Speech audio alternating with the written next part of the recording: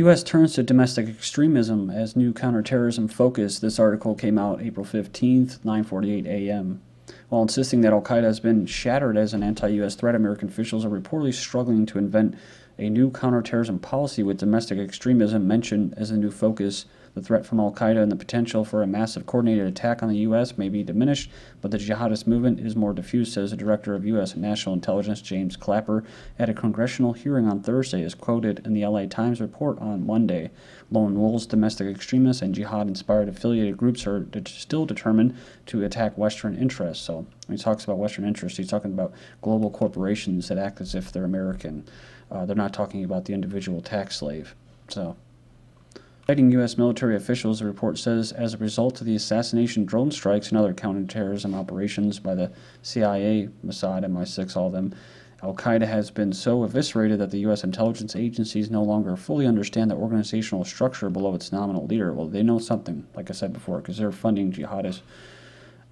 They're arming them and funding them and training them in Syria to kill and blow up people, innocent civilians, including children. So, it says here how to turn a world lacking in enemies into the most threatening place in the universe, talking about all this hype that's going on with North Korea. Now all of a sudden they've calmed down with that, right? They've calmed down with that. Well, let's see how you make this so threatening of a place, right? You keep the people in fear. You never let them get let their guard down. You always got to keep them on their toes. So it's just it's heart-wrenching to have to cover this crap all the time. 3 dead, 130 injured as blast strikes Boston Marathon finish line. I'm sure most of you, unless you live under a rock, probably don't know about this. But it says here at least 3 people have been killed and more than 130 injured when 2 explosions shattered America's oldest and most prestigious marathon, the Boston Marathon, as runners crossed the line. So you go in there and check out all the gory details. The mainstream media is doing a really good job of that. But it goes on there and says how the people are all in shock. They didn't really move. They just looked all dazed out. So federal officials say it's a terrorist attack. So federal law enforcement officials called today's fatal explosions a terrorist attack, but said it wasn't clear whether it was domestic or foreign group behind it, says CNN. Meanwhile, speculation, dread, and political agendas are swirling around the internet. So Slate notes that Patriots Day connection, reporting that other major attacks occurred on or around the holiday, including the Columbine school shooting, the Oklahoma City bombing, and the Waco assault. So I didn't know that. It says here, in fact, Waco inspired anti-government activists to hold their own darker version of Patriots Day. The NRA is the authority for gun owners. Alex Jones is going to be the authority for the 10%, the engineered 10%, to rise up and revolt against the system and play into their hands. Whoever the culprit, no religion justifies this act of violence. We must remain united against extremism. And this was coming the head of the Muslim Writers Guild of America. Police have video of suspect dropping bombs in trash cans. So it goes on here, says, from a cop friend in Boston, a former partner says there was a reporter at the hospital in Boston. She overheard police saying that they have video of the suspect dropping bombs into the garbage cans. Cops will never admit that they have a suspect in custody until they are ready. If they call him a suspect, you must read him his Miranda rights. So,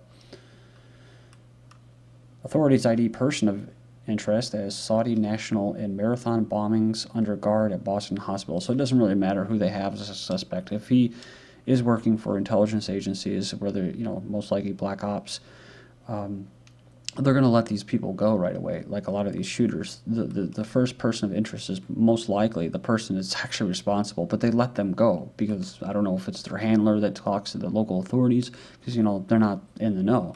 Like they thought it was all the drill. So everybody's just dazed and confused, but out of the chaos, out of the ashes, the agenda moves forward. So an agenda of fear.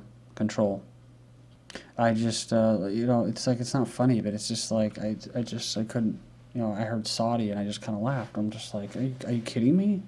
Seriously, are you kidding me? A Saudi national, are, quote, allies, right? This is my website, ggnonline.com, and on YouTube, DDarko2012, DDarko2013. I'd like to thank those who have donated. I appreciate it very much. All right, so I'm going to keep moving here. We have Why Homegrown Terrorism is Hard to Stop from April 15th, 2013. So it remains too soon to know who's behind Monday's attack near the finish line of the Boston Marathon, though law enforcement authorities say they are treating it as a terrorist or terrorism investigation. So they're trying to determine whether bombings are work of homegrown extremists or whether it was an international operation along the lines of September 11th. So according to Rick Ozzie Nelson, a counterterrorism expert at the Center for Strategic and International Studies, he says here that Monday's blast suggests the work of a relatively small number of radicalized individuals. I'd be very surprised if this was directed by Al-Qaeda, he says. This isn't the kind of venue they typically attack. Hold on to your chair there, because you might roll back and fall out of it. It says here, despite the many improvements in U.S. intelligence and homeland security since 2001, that's spying, basically, on you. We are always going to be vulnerable to some degree. George Carlin watched the whole thing about airport security. We live in a free and open society, which means we are always vulnerable to any extremist radical group that wants to perpetrate this kind of thing. So, again, are you kidding me? A Saudi national, our allies, we lose our freedoms, and they say it's because we're so free. So let's take some more freedoms away. Gotta be fucking kidding me. CNN national security analyst warns of right-wing extremism or extremists behind Boston bombings from April 15th, 2013. So Peter Bergen told host Jake Tapper on Monday that the explosions could be the work of Al-Qaeda terrorists as much as they could be part of a planned assault by right-wing extremists. He said, reminded of the Oklahoma City bombing and that terrorism of the right could not be ruled out. And it comes off this preceding article, April 4th, 2013, growing threat of extreme right-wing violence. Oh, see, so same guy, Peter Bergen. And they basically start the article out with this, the director of Colorado's prison system who was shot and killed on the eve of passing anti-gun legislation. So, and that it was done by white supremacists. So, it says here, tax deadline, not much of a deadline for most. Here's a little secret for all you procrastinators on tax day. The IRS doesn't like to talk about it, but as long as you don't owe any additional taxes, there is no penalty for filing a few days late. You can go in there and check it out. Links will be posted. I'm going to show you and just kind of stress this, that the first thing I thought was April 15th, and they're going to blame this on right-wing extremists. IRS denies using emails to target taxpayers. Less than 3 days ago, before the federal taxes are due, the IRS is denying claims that it wants to snoop on taxpayers by reading their emails, monitoring other forms electronically. Well, you know that they do. The federal government does. They already do, especially with the Patriot Act. It just gave them legal justification to say, yes, we are spying on you.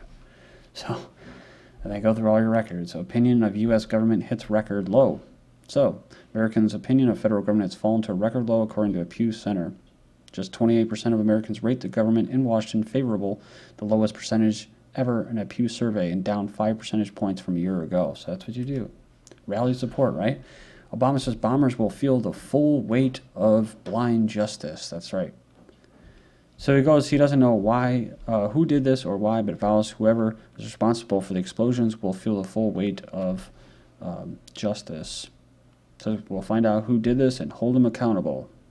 Said that they would increase security around the United States as necessary, but did not say whether his administration thought the incident was part of a larger plot. This is the thing I want to get to, though. He says that, on days like this, there are no Republicans or Democrats. We are Americans, united in our concern for our fellow citizens. So, Boston Marathon bombing happened on the same day as controlled explosion drill by Boston Bomb Squad. So, there's a big red flag that goes up here when they hold these drills and exercises around it. Then we have this, officials, there will be a controlled explosion opposite the library within 1 minute as part of bomb squad activities. This is the Boston Globe official Twitter feed. You go in there and check it out. So look at this, joggers, Illuminati, 1995 Steve Jackson games. So I guess these are one of those Illuminati cards. No one ever suspects a harmless jogger. This group gives a, what is this, A+2 on any assassination attempt. The group may not be destroyed. University of this cross-country coach who was near the finish line of the Boston Marathon when the explosions went off said he thought it was odd there were bomb-sniffing dogs at the start and finishing lines. They kept making announcements to the participants, do not worry, it's just a training exercise. He said he saw local law enforcement spotters on the roofs at the start of the race. He's been to plenty of marathons, including Chicago, D.C., Chicago, and he says here he's never seen that level of security before. Says, I don't believe that they were just having a training exercise. I think they must have had some sort of suspicion. So, Boston runners were warned. Squamish man. He's stunned by explosions but escapes injury in marathon finish line blast.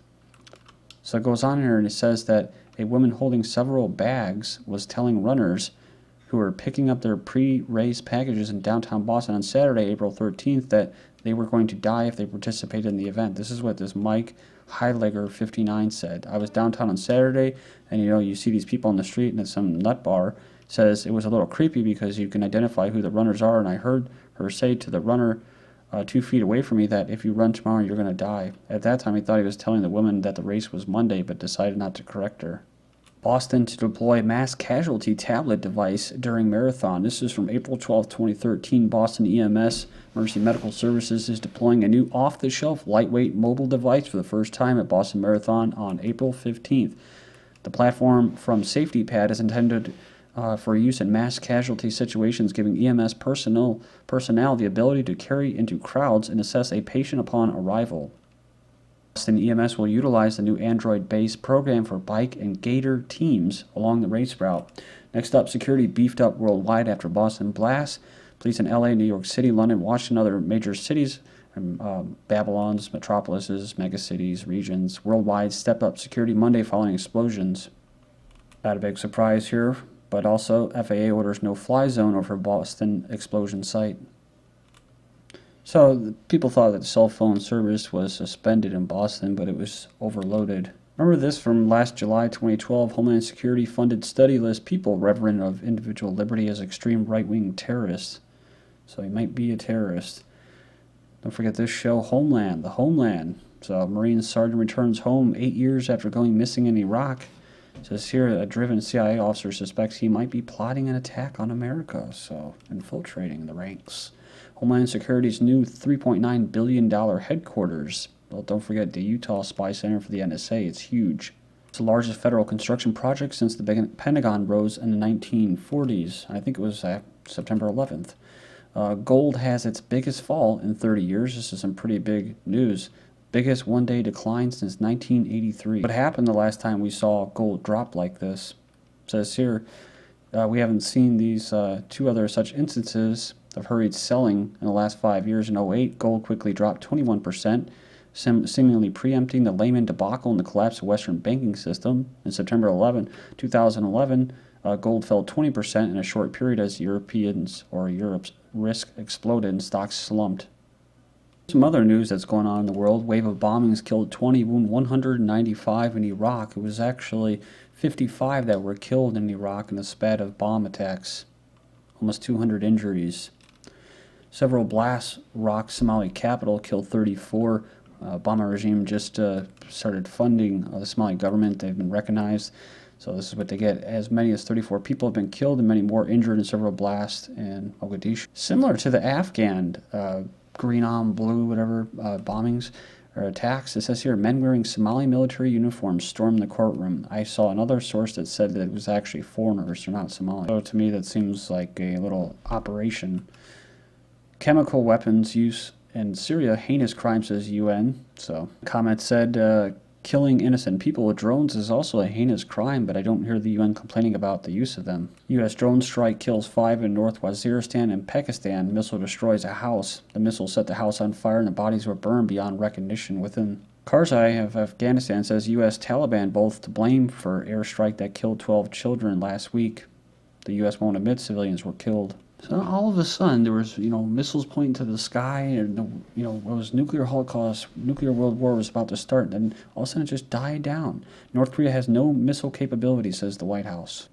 They're losing in Syria. Now they're going to bring it home. Who knows? They might even attach these Al-Qaeda Boston bombers with Syria or Iran or Hezbollah or something like that. Guantanamo Bay, prisoners force-fed, not allowed to die from hunger strike. One inmate said, I'll never forget the first time they passed the feeding tube up my nose. I can't describe how painful it is to be force-fed this way.